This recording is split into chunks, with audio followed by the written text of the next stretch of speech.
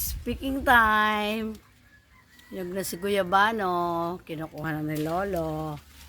Ayun, let me see. Let me see the Guyabano.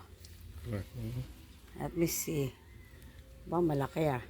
Sana Oh, maganda ganda. ito. Siguro mga more than 1 kilo to guys. Oh. Hindi na makita yung palm ko. Yan. Nakuha namin sa aming puno yan guys. Ayan yan oh. Diba? Hindi, we don't have to buy na the fruits. Ayan na guys oh. Kagagaling lang sa puno yan. Ang bigat niya no. Siguro mga 1.5 kilo. Sakit di na makita yung palm ko. Sabihin ganun siya kalaki. Guys. Ayan, naka-harvest kami for today.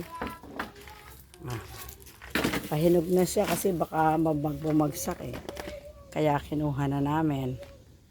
Oh, ang laki niya oh. See guys, ang laki. Oh, hindi kaya ng palm ko.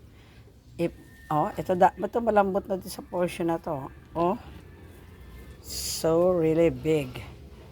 Oh, hindi na nakikita yung palm ko. Ibig sabihin, gano'n na siya kalaki. Aray ko, bigat, sakit.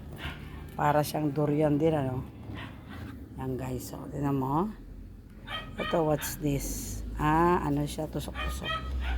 Ang laki oh. Ang pinagkunan niya, maliit na puno lang guys. So for the day, bye. My Guyabano.